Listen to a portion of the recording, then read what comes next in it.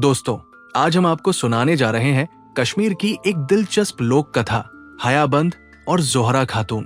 ये कहानी प्रेम, धैर्य और तकदीर के अनोखे खेल की है।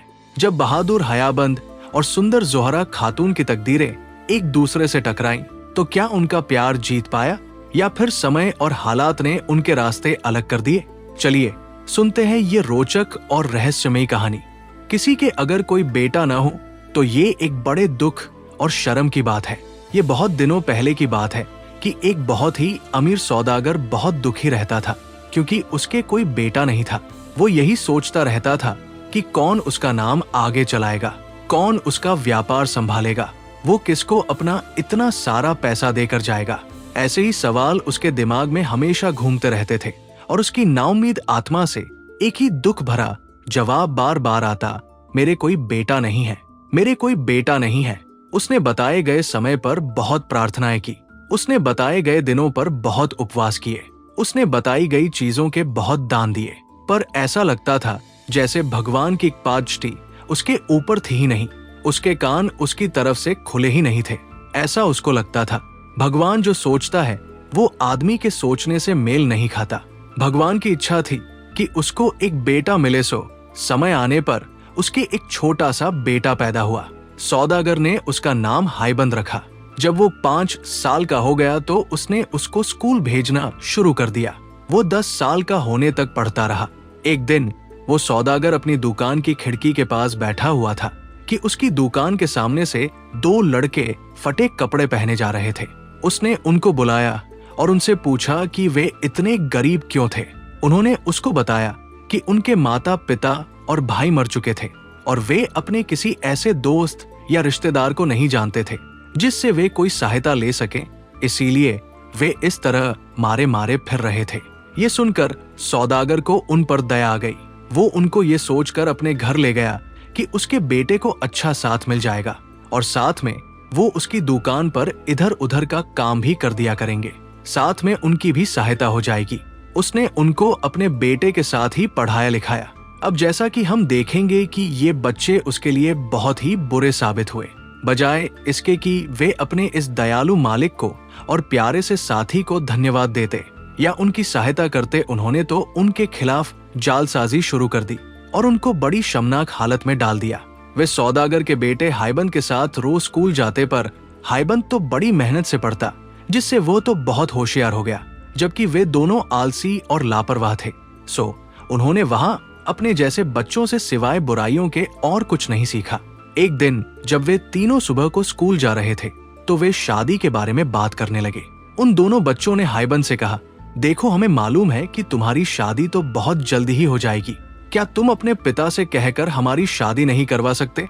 हायबंद बोला, हाँ, क्यों नहीं, मैं अपने पिताजी से कहूंगा कि वो तुम्हारी शादी पहले कर दे, बाद में मेरी शादी करे। इसके कुछ समय बाद ही सौदागर ने शादी कराने वाले को कई जगह भेजा कि वो किसी अमीर परिवार की कोई सुंदर पढ़ी लिखी होशियार लड़की देख कर आए। लड़की देख ली गई और हायबंद की शादी तय हो गई। शादी के दिन सौदागर ने अपने दोस्तों को एक बहुत बड़ी दावत दी और गरीबों को बहुत दान दिया। फिर उसने अपने बेटे को राजा जैसे कपड़े पहनाए और उसको दुल्हन के घर भेजा। दोनों नीच लड़कों को इस बात का पता था, सो वे उससे पहले ही उसकी ससुराल पहुंच गए और दुल्हन के माता पिता को बरगलाने की कोशिश की कि हायबंद तो कुछ पागल सा है, आप किससे अपनी बेटी की शादी कर रहे हैं। ये सुनकर वे दोनों बहुत दुखी और नाराज हुए। ये बात अगर उनको कुछ पहले पता चली होती तो उन्होंने सगाई तोड़ दी होती, पर अब वे क्या करें? अब तो बहुत देर हो चुकी थी। दुल्हा अपने घर से चल चुका था।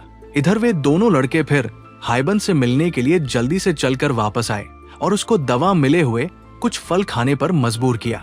उन फलों को खाकर वो बिल्कुल बेवकूफ सा दिखाई देने लगा। इसके बाद वो तुरंत ही सौदागर के पास उसके घर गए और आंखों में आंसू भरकर बोले जैसे कि वे अपनी इस खोज पर बहुत दुखी हों कि वो लड़की जिससे वो हायबंद की शादी करने जा रहा था, वो तो एक राक्षसी थी और आदमियों को खा जाने वाली थी।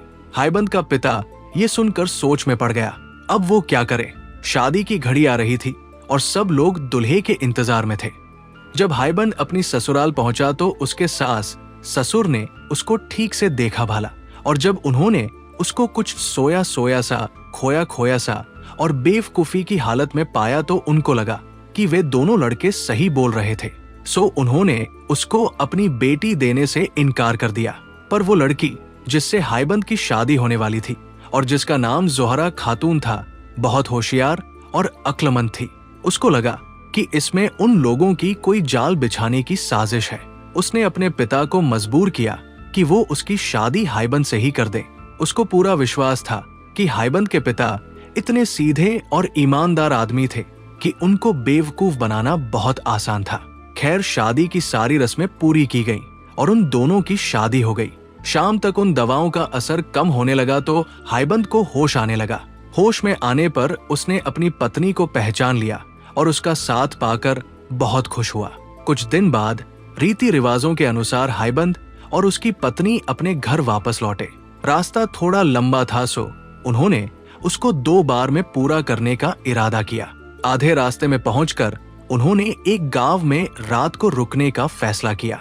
जब जोहरा सोने चली तो अचानक उसे याद आया कि वो अपनी सास के लिए तो कोई भेंट लाई नहीं है, पर अब वो क्या करे। ससुराल में खाली हाथ जाना तो ठीक बात नहीं थी। वो बहुत दुखी हुई, पर फिर किसी तरह से उसे नींद आ गई।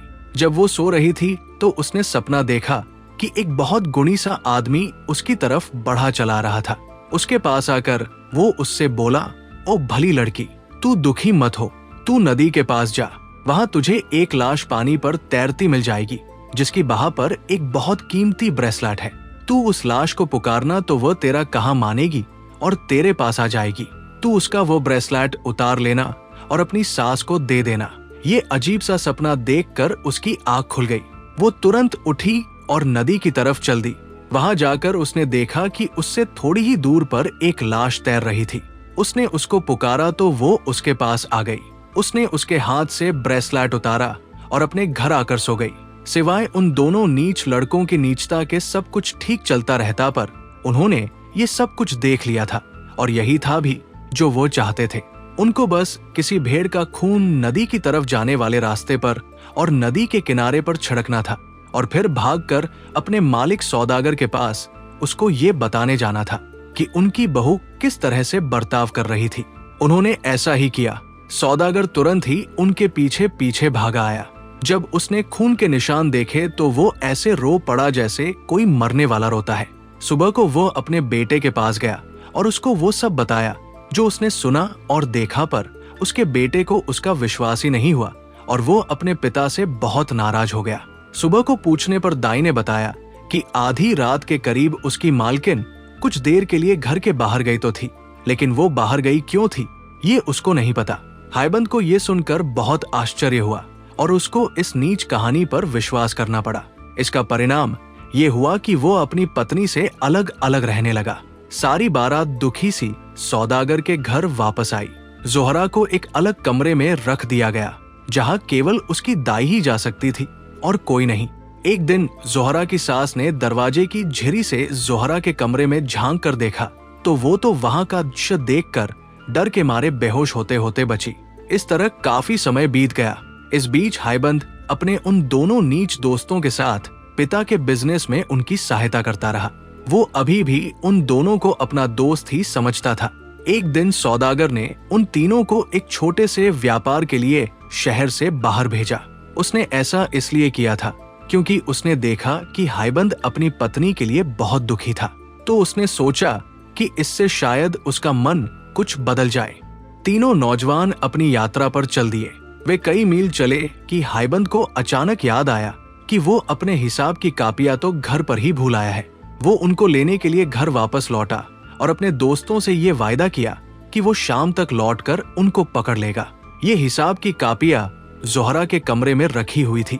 वे वहां थी क्यों ये तो हमको नहीं पता, पर वे वहां थी। सो घर लौटकर हाइबंद तुरंत ही जोहरा के कमरे की तरफ दौड़ा। वहां उसने अपनी पत्नी को देखा। वो दुखी होने पर भी बहुत सुंदर दिखाई दे रही थी, बहुत अच्छी और बहुत प्यारी। हाइबंद अपने आप को रोक न सका। उसने उसको अपनी तरफ खींच कर गले लगा लिया और चूम लिया। वो उसके पास छिपकर 1 महीने तक रहा और फिर वहां से ये देखने के लिए अपने साथियों के पास चला गया कि उनका और उनके सामान का क्या हुआ। उसने उनको पहले पड़ाव पर ही पाया जहां उसने उनसे मिलने का वायदा किया था। वे वहां से कहीं गए भी नहीं थे और न ही कोई चीज उन्होंने बेची ही थी। वे तो बस वहां खा पी कर और जुआ खेल कर आनंद कर रहे थे। हायबंद ने जब ये सब देखा तो वो बहुत नाराज हुआ। उसने उन दोनों को बहुत डांटा और वो वहां से अकेला ही व्यापार करने चल दिया। ये दोनों बेचारे घर वापस लौट आए।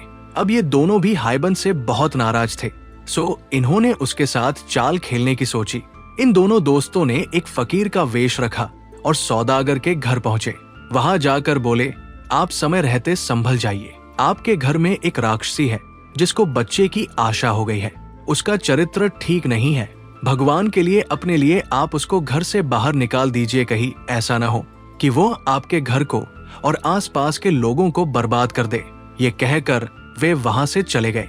अब हम केवल सोच ही सकते हैं कि जब सौदागर और उसकी पत्नी ने फकीरों के मुंह से ऐसी बात सुनी होगी तो उसका उन पर क्या और कितना असर हुआ होगा। ये सुनकर तो वे चैन से ही नहीं बैठे जब तक उन्होंने इस बात की सच्चाई की पता नहीं कर ली। उन्होंने अपना पूरा घर छान मारा, घर की हर स्त्री से पूछा, पर जैसा कि फकीरों ने उनसे कहा था वैसा कुछ भी नहीं पाया। तब वे इस सच्चाई का पता लगाने के लिए जोहरा के पास खुद गए। वहां उनको पता चला कि उसको तो वाकई बच्चे की आशा थी। उसने उनको बहुत समझाने की कोशिश की कि वह कोई राक्षस नहीं थी बल्कि एक गुणवती स्त्री थी, पर सब बेकार। सौदागर ने अपने दीवान को बुला भेजा और उससे उसको सजा देने के लिए कहा। सजा में उसको जंगल ले जाना था जहां उसका सिर काट देना था। ऐसा ही हुआ। जंगल पहुंचकर उसने अपने सजा देने वालों से प्रार्थना की कि वे उस पर दया करें। वो बोली, आप लोग इतने बेरहम और अन्यायी नहीं हो सकते कि आप एक सीधी सादी स्त्री का कत्ल करें। मैंने ऐसा कुछ नहीं किया है जिसके लिए मुझे मौत की सजा मिले, और न आप मेरे खिलाफ कुछ साबित कर सकते हैं। क्या अभी आप मेरा कत्ल करेंगे? वे बोले, हम क्या करें, हमें ऐसा ही हुक्म मिला है। इस पर जोहरा जमीन पर नीचे लेट गई और भगवान की प्रार्थना करने लगी। हे भगवान, मुझ पर दया कर। तू तो जानता है कि मैंने कोई पाप नहीं किया है। मुझे इस सजा से बचा। एक सिपाही आगे बढ़ा और उसने जोहरा को मारने के लिए अपनी तलवार उठाई तो लो देखो, वो तलवार तो लकड़ी की हो गई। तब दूसरे सिपाही ने अपनी तलवार उठाई तो वो अपने हाथ ही नहीं उठा सका। उसको ऐसा लगा जैसे किसी छिपी हुई ताकत ने उसके हाथ उसके पीछे बांध दिए हों। इसके बाद तीसरा आदमी अपनी तलवार उठाकर आगे बढ़ा तो वो बेहोश होकर नीचे गिर गया। इस तरह भगवान ने उस स्त्री की पुकार सुनी और उन दोनों दोस्तों के नीच इरादों को नाकामयाब कर दिया। जब सिपाहियों ने ये देखा तो उनको ये विश्वास हो गया कि वे भगवान की इच्छा के खिलाफ काम कर रहे थे। वे बोले, हम तुम्हें नहीं मारेंगे, पर हम तुमसे प्रार्थना करते हैं कि अब तुम हमें ये बताओ कि हम अपने आप को कैसे बचाएं, क्योंकि जब सौदागर और दीवान साहब को पता चलेगा कि हमने उनका हुक्म नहीं माना और तुम्हें नहीं मारा तो वे हमसे नाराज हो जाएंगे और हमको सजा देंगे। हमारे लिए तो उनका यही हुक्म था कि हम तुम्हें मार दें और तुम्हारा सिर ले जाकर उनको दे दें। जोहरा खातून बोली, आप डरे नहीं, कहकर उसने जमीन पर से कुछ मिट्टी उठाई और उसका एक सिर बनाती हुई बोली, मैं इस मिट्टी का अपने सिर जैसा एक सिर बनाती हूँ। सिर बनाकर उसने भगवान से प्रार्थना की कि वह इसको मांस और खून का बना दे। भगवान ने उसकी प्रार्थना सुनी। वो मिट्टी का सिर एक जीते जागते हाड़ मांस का सिर बन गया और उससे खून टपकने लगा। वो सिर वो उन सिपाहियों को देकर बोली, लीजिए, ये सिर ले जाकर आप सौदागर साहब को दे दीजिएगा। सिपाहियों ने वो सिर लिया और घर वापस लौट गए। सौदागर ने जब वो सिर देखा तो वो बहुत खुश हुआ। उसने उसे बाहर अपने बागीचे में टांग दिया। जोहरा खातून कुछ दिन तक जंगल में ही रहती रही और वहां जो भी फल सब्जियां मिले वे खाती रही। कुछ दिन बाद उसने वहां से जाने का विचार किया तो उसने एक पेड़ से कहा कि वो हायबंद का पता करे और उसको बताए कि उसकी पत्नी कहाँ गई। फिर वो दूसरे देश चल दी। वहां जाकर वो एक बूढ़ी विधवा स्त्री से मिली और उसी के घर ठहर गई। दिन में वो लकड़ियां और कुछ और चीजें चुनने जाती जिनको वो शाम को बाजार में बेच आती। रात को वो उस बुढ़िया के घर में सो जाती। समय आने पर उसने एक सुंदर से बेटे को जन्म दिया। इत्तेफाक की बात कि उसी समय वहां की रानी को भी बच्चा होने वाला था। वो प्रार्थना कर रही थी कि उसके बेटा हो जाए, क्योंकि राजा ने उसको धमकी दी थी कि अगर उसके बेटा नहीं हुआ तो वो उसको मरवा देगा। इसलिए उस बेचारी को बहुत चिंता लगी थी। उसने शाही दाइयों को बुलवा कर पूछा भी कि उसके बेटा होगा कि नहीं, पर सबने मना कर दिया कि नहीं, उसके बेटा नहीं होगा। उन्होंने उसको सलाह दी कि वह कोई हाल का जन्मा बेटा ले ले, और वो बेटी जो वे सोचती थी कि उसको होगी, उसको किसी को दे दे। रानी ने उनकी सलाह मान ली और एक नए जन्मे लड़के को ढूंढने के लिए सब जगह अपने दूत भेज दिए। उन दूतों में से एक दूत उस बूढ़ी विधवा के घर भी आया। उसने जब वो नया जन्मा बेटा वहां देखा तो उससे रानी के लिए उसको उसे बेचने की प्रार्थना की। वो बुढ़िया बहुत लालची थी, सो वो राजी हो गई। उसने उस बच्चे को उस आदमी को दे दिया और वो दूत उस बच्चे को रानी के पास ले गया। जब रानी के बच्चा हुआ तब बच्चे के जन्म की खबर फैलाई गई। सारे देश में खूब खुशियां मनाई गई। उधर जैसे ही दूत जोहरा के बेटे को लेकर गया, बुढ़िया ने कुछ पत्थर इकट्ठा किए और उनमें से एक बड़ा पत्थर वहां रख दिया जहां जोहरा का बच्चा सोता था, और बाकी बचे पत्थर एक अलमारी में रख दिए। जब जोहरा वापस लौटी तो उसने उससे कहा कि कोई दैवीय स्त्री वहां आई थी जिसने उस बच्चे को पत्थर में बदल दिया, जैसे कि उसने उसके पहले कई बच्चों के साथ किया था। इसको साबित करने के लिए उसने उसको अलमारी में रखे हुए वे बचे हुए पत्थर दिखलाए जो उसने वहां पहले से ही रखे हुए थे। उसने उसको ये भी बताया कि वो राक्षसी साल में वहां एक बार आती थी। बेचारी जोहरा खातून अपने बच्चे के इस तरह खो जाने पर बहुत दुखी हुई, बहुत रोई। पहले तो उसका पति चला गया और अब उसका बच्चा भी चला गया। वो तो बस अब मरना चाहती थी। ये दुनिया उसके लिए बहुत ही खराब और मुश्किल वाली लगी। वो अब किसके लिए जिए? उसकी जिंदगी दूभर हो गई थी। वो बस दिन में लकड़ी और फल जैसी चीजें इकट्ठी करके लाती और हर रात को उस नीच बुढ़िया के अजीब से घर में लौट आती जिसमें उसको बिल्कुल भी आराम नहीं मिलता था। इस बीच उसका बेटा यानी राजकुमार बड़ा होता रहा। वो एक बहुत ही चतुर और गुणी नौजवान बन गया। अपना काम करते समय अक्सर वो इस बुढ़िया विधवा के घर के पास से गुजरता। एक दिन शाम को जब वो उस बुढ़िया के घर के पास से गुजर रहा था तो उसने जोहरा को देखा जो अपना दिन का काम खत्म करके घर लौट रही थी। वो उसकी सुंदरता देखकर चकित रह गया। उसने ये भी देख लिया कि वो कहाँ रहती थी। जब वो महल लौटा तो राजा के पास गया और उस स्त्री से अपनी शादी करने की प्रार्थना की। राजा ने कहा कि वो उसके बारे में सोचेगा। उसने जोहरा खातून को अपने महल में बुलाया। वो खुद भी उसकी सुंदरता और सीधेपन से बहुत प्रभावित हुआ। उसने उससे अपने बेटे के प्यार की बात बताई और उससे पूछा कि क्या वो उससे शादी करना पसंद करेगी। इस पर उसने जवाब दिया कि वो तो पहले से ही शादीशुदा है। उसको ये भी पता नहीं है कि उसका पति जिंदा है या मर गया है। वो फिर बोली कि अगर उसको अगले 6 महीने तक अपने पति की कोई खोज खबर न मिली तो वो राजकुमार से शादी कर लेगी। राजा ने उसकी बात मान ली और इस तरह से ये मामला कुछ दिनों के लिए टल गया। उस सारे साल और कई और साल तक हायबंद व्यापार के उद्देश्य से दुनिया में देश देश घूमता रहा। आखिर इसी समय के आसपास वो एक बहुत ही अमीर आदमी बनकर अपने घर लौटा। उसने सोचा था कि उसको अपनी पत्नी अपने घर में ही मिल जाएगी क्योंकि अब तक वो अच्छी साबित हो गई होगी और उसके घर वालों ने उसको स्वीकार कर लिया होगा। पर हम उसके दुख की केवल कल्पना ही कर सकते हैं जब उसको घर आकर ये पता चला होगा कि उसकी पत्नी के साथ क्या क्या हुआ। उसने अपने माता पिता से पूछा कि उसको मारने वाले उसे किधर लेकर गए थे और कहां उन्होंने उनके बेरहम हुक्म का पालन किया होगा। उन्होंने उसको सब बता दिया तो उसने उसी समय अपनी कुछ चीजें बांधी और उसी दिशा में चल दिया जहां उसको उसके मारने वाले लेकर गए थे। भगवान की कृपा से वो उसी जंगल में आ पहुंचा जहां जोहरा को मारा जाने वाला था और उसी पेड़ के पास पहुंच गया जिससे जोहरा ने अपने पति को अपने बारे में बताने के लिए कहा था। पेड़ बोला, तुम्हारी पत्नी मरी नहीं है, तुम्हारी पत्नी तो जिंदा है।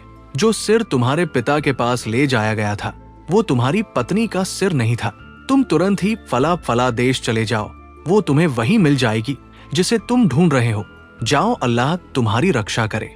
कुछ दिनों की यात्रा के बाद हायबंद उस देश पहुंच गया और एक सुबह जब वो उस देश के मुख्य शहर के बाजार में घूम रहा था तो उसने कुछ स्त्रियां उस बुढ़िया के घर कुछ सामान ले जाती हुई देखी। उसने उनसे पूछा, ये सामान किसके लिए है और इसे तुम लोग कहाँ लेकर जा रही हो? उनमें से एक स्त्री ने उसको बताया कि वहां एक स्त्री रहती थी जिसका नाम जोहरा खातून था। उसकी शादी वहां के राजकुमार से होने वाली है। वे ये सामान उसी की शादी के लिए लेकर जा रही है क्योंकि वो बहुत गरीब है, इसलिए राजा ने उसकी शादी के लिए ये कपड़े और गहने भिजवाए हैं। वो कुछ साल पहले किसी दूसरे देश से यहाँ पर आई थी। ये सुनकर हायबंद ने उस स्त्री को अपना नाम लिखी एक अंगूठी दी और उससे प्रार्थना की कि वो उसे उसको दे दे। वो उनके साथ उसके घर के दरवाजे तक जाएगा और बाहर उसके जवाब का इंतजार करेगा। उस स्त्री ने ऐसा ही किया। जोहरा ने तुरंत ही हायबंद की अंगूठी पहचान ली। वो दौड़ी दौड़ी बाहर आई और बहुत दिनों से खोए हुए अपने पति से मिली। ये खबर तुरंत ही महल भेज दी गई कि उसको उसका पति मिल गया है। राजा ये सुनकर बहुत नाउम्मीद हुआ, पर राजकुमार तो बिल्कुल पागल सा ही हो गया। वो अपने पागलपन में दौड़ा दौड़ा जोहरा के घर गया और अपनी पूरी कोशिश की कि वो उसके साथ उसके महल चले। पर जैसे ही जोहरा ने उसे देखा तो वो उसको तुरंत ही पहचान गई कि वो उसका बेटा है। सब कुछ साबित हो गया। रानी ने स्वीकार कर लिया कि वो उसका बेटा नहीं था। बूढ़ी विधवा ने भी स्वीकार कर लिया कि वो बच्चा उसने राजा के आदमियों को बेचा था। उस दूत ने भी स्वीकार कर लिया कि वो राजकुमार को उस बुढ़िया के घर से खरीद कर ले गया था। पर इन सब के अलावा जो सबसे बड़ी बात थी वो ये थी कि राजकुमार की शक्ल अपने माता पिता से बहुत मिलती थी। राजा ने जब ये सब सुना तो वो तो बहुत गुस्सा हुआ। उसने तुरंत ही अपनी रानी को देश निकाला दे दिया और उस बूढ़ी विधवा को मरवा दिया। हायबंद और उसकी पत्नी अपने बेटे के साथ अपने देश वापस लौट आए, जहां वे बहुत दिनों तक खुशी खुशी रहे। तो दोस्तों, इस कहानी से हमें ये सीख मिलती है कि सच्चा प्यार हर परीक्षा को पार कर सकता है, लेकिन तकदीर और हिम्मत का साथ होना भी जरूरी है। हयाबंद और जोहरा खातून की ये लोक कथा हमें बताती है कि मुश्किलों के बावजूद सच्चे रिश्ते टिके रहते हैं। अगली बार फिर मिलेंगे एक और रोमांचक और प्रेरणादायक कहानी के साथ। तब तक कहानी सुनो, देखते रहिए।